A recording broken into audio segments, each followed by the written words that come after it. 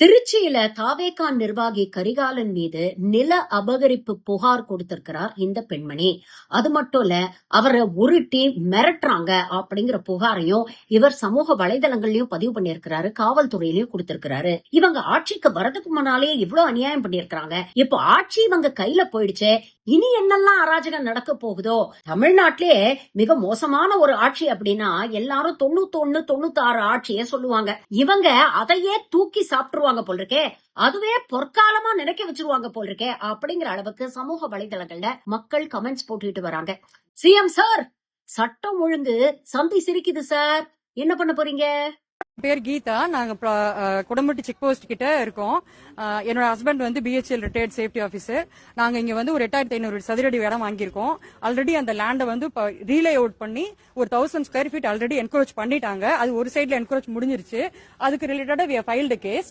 இது இருக்கவே பின்னாடி இந்த லேண்டுக்கு பின்னாடி இது வந்து எங்க லே அவுட் படி it is marked as for road, common purpose ரோடுக்காக மார்க் பண்ண இடத்த இந்த இடத்துக்கு சம்பந்தமே இல்லாம எந்த ஒரு டாக்குமெண்ட்டுமே இல்லாம கரிகாலன்கிறவரு அவர் டிவிகேல திருச்சி டிஸ்ட்ரிக்ட் செக்ரட்டரியா இருக்காரு.